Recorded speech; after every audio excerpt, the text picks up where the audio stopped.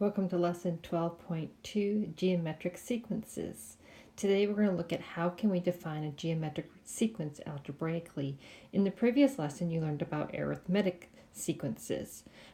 Today we're going to learn about geometric. So if you take a minute and look at the sequence I have listed here below, 2, 6, 18, 54, 162, and so forth, you might think, oh, let's see, we're adding 4 each time. But if I add 4 to 6, I would get 10. But here we're getting 18. So it's definitely not arithmetic. We're not adding the same amount every time. But there is a pattern to it. And if you look at it carefully, you might notice, well, we're actually, to go from here to here, I'm multiplying by 3. And if I multiply 6 by 3, I get 18. 18 times 3 is 54, and 54 times 3 is 162. So with geometric sequences, you are multiplying by the same amount to get to the next term. We call this the common ratio, and therefore we use the letter R. In the previous lesson with arithmetic sequences, we had a common difference, and we used the letter D. If we were to graph, as I've done below here, this sequence, okay, it is graphed here below on this graph. Keep in mind, okay, that n is just like the sequences before. Okay, in this case, n would be 1, 2, 3, 4, and 5. So that's our position number in the sequence. If I plot that as 1, 2, here's my point. 2, 6, 3, 18. Notice the shape of this function. Okay, it's definitely not linear as before. Do you recognize it? Okay. It is exponential. So all of a sudden we are starting to work with a new function, exponential, that you were introduced to in Algebra 1. If you will open your book to page 600, at the top of it you'll see an explanation about geometric sequences, the things we've talked about, a definition of a common ratio.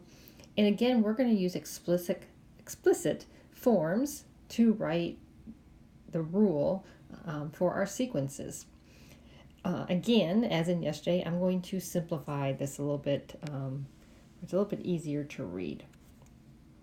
If our sequence begins with n equals 0, then our rule is a sub n, which you remember from yesterday is kind of like our y, it's our output, equals a sub 0.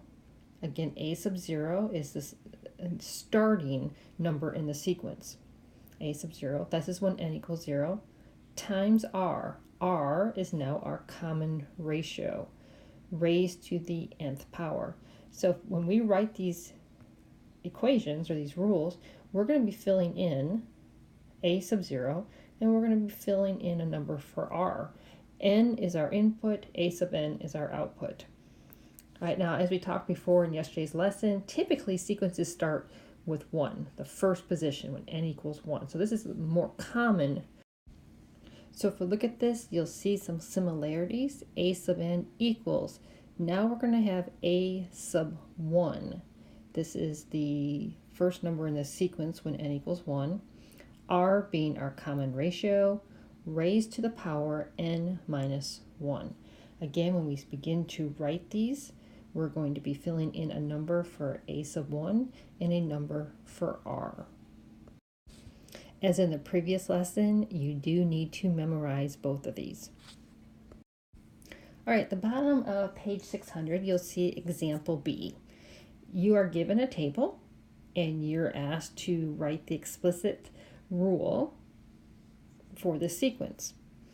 So the first step is to find the common ratio. Okay, that's always going to be your first step, is to find that if you're not given it.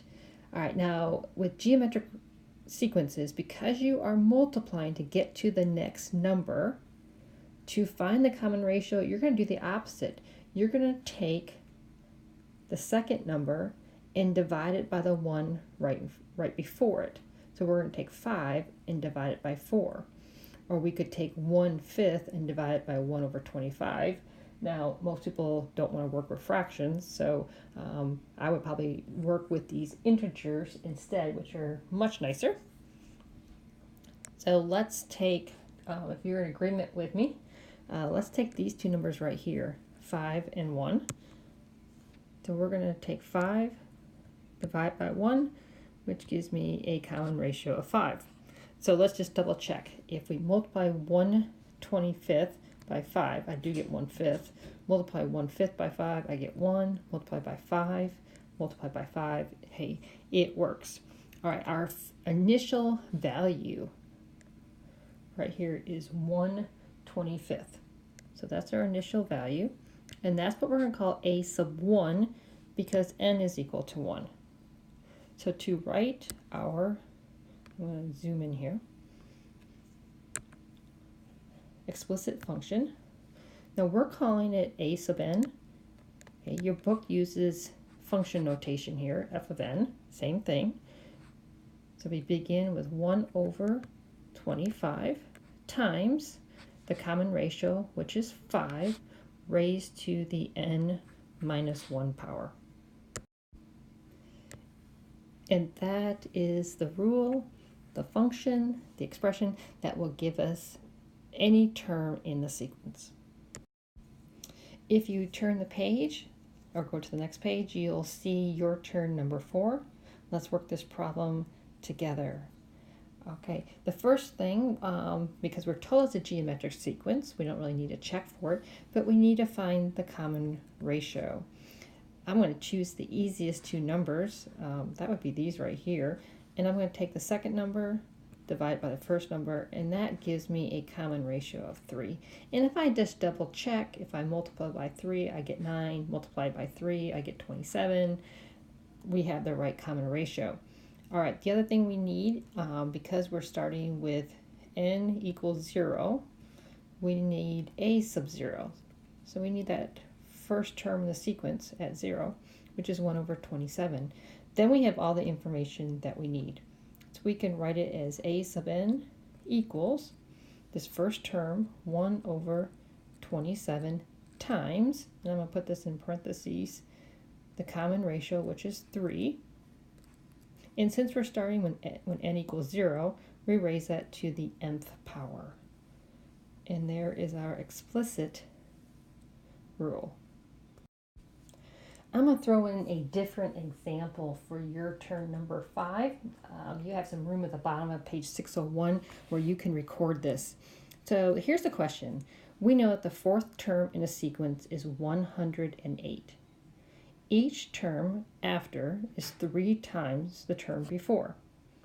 Write an explicit equation or rule for the sequence. So let's see what information we have. We know a sub n is 108, which means n is equal to 4. Let me go back and erase. I should have put a 4 there because we know exactly what term it is. We also know the common ratio. The common ratio is a 3. Because 3 times the term before, so that pretty much tells us what the common ratio is. What we don't know, in order to write the explicit rule, we need to know what a sub 1 is. So we can use, I'm going to write our general form over here, a sub 1 times r to the n minus 1. So we don't know, in order to write this, is we don't know this. But we do know some other information. We know r, and when n is 4, we know this value right here. So let's use that to solve for a sub 1. So I'm going to substitute in 108 for a sub 4. So this is when n equals 4. I do not know what a sub 1 is. R is 3, and my n is 4, so I have it raised to the 4 minus 1 power. That gives me 108 equals a sub 1 times 3 to the third power. That's 3 times 3 times 3, which is 27. Divide both sides by 27, and you find out that a sub 1 is equal to 4. Now we can write the explicit rule. In this case, we're going to go back to a sub n, which kind of represents our output, any output, equals a sub 1. Well, now I can put a 4 in there. Okay, that comes from this answer over here, times our common ratio, which is 3, raised to the n minus 1 power. And there's our answer. So when you begin working with sequences, notice that your first step is probably going to be define your common ratio or your common difference, depending on what type of sequence it is. You need to know your starting term and whether that term starts at n equals 0 or n equals 1, and then you can write your explicit rules.